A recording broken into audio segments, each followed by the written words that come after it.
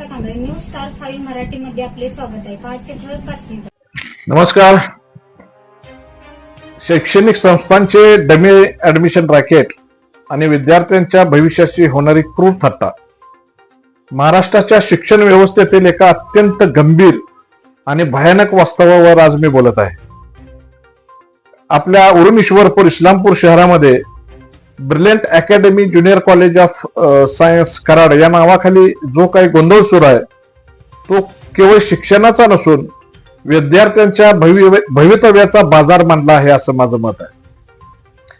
Academy आणि junior college सर्वसामान्य पालकांना एक प्रश्न पडलेला असतो, त्याची स्पष्टता मी करतो की कायद्यानुसार कोचिंग अकॅडमी ही केवळ शिकवणी घेऊ शकते, ती डिग्री किंवा मार्कशीट देऊ शकत नाही.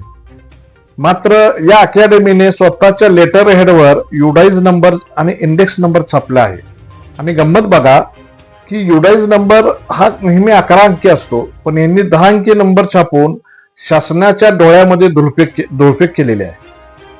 बरं, हा इंडेक्स नंबर सातारा जिल्ह्याचा म्हणजे कराडचा, सातारा जिल्ह्याचा, मग तो सांगली जिल्ह्याच्या आपल्या शहरामध्ये कसा काय वापरला जातोय?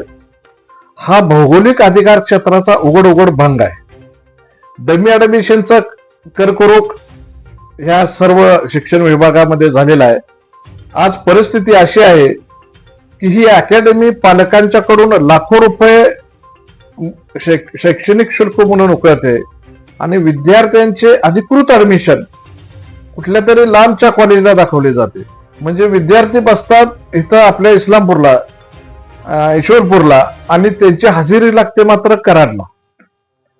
जर सरकारचे ग्रीन टेबल कॉलेज उपलब्ध आहे, शासन कोट्यावधी रुपये सरकारी शिक्षणावर खर्च करत आहे, तर मग या खासगी अकॅडमींना डेमी ऍडमिशनच्या माध्यमातून समांतर सरकार चालवण्याची, समांतर शिक्षण विभाग चालवण्याची परवानगी कोणी दिली?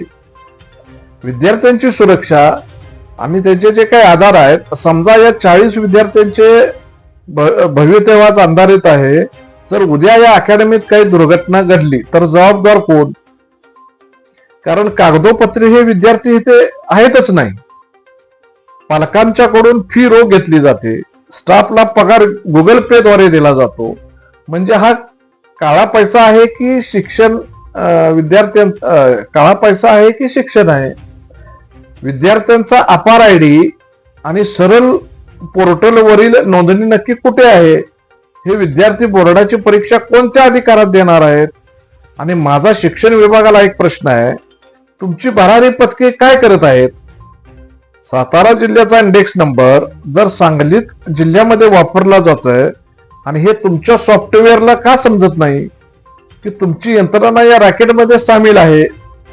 जर एक सामान्य नागरिकाला 10 अंकी युडाईज नंबर बोगस आहे हे समजू शकतो, तर शिक्षण अधिकाऱ्यांना ते का समजू नये? आज आम्ही मान्य तहसीलदार वाळवा आणि शिक्षण अधिकारी माध्यमिक सांगली यांच्याकडे याविषयी तक्रार दाखल केलेली आहे. येणाऱ्या 15 दिवसात जर हा भोंगळ कारभार बंद झाला नाही तर आम्हाला नाईलाज असतो या शिक्षण अधिकाऱ्याच्या दालनापुढे आंदोलन करावं लागेल.